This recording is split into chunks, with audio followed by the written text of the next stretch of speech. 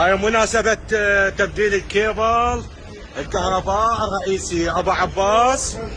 ابو عباس جاي تشواه لي بإنجاز الكيبل بين يوم ويوم ينقطع.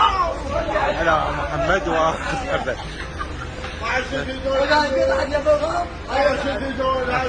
شارع شيخ الزرقاء عباس مريدي. اللهم صل على محمد وعلى محمد.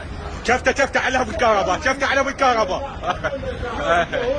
بالجهود ابو ماجد وابو نور والمدير علي. اللهم صل على محمد وعلى محمد.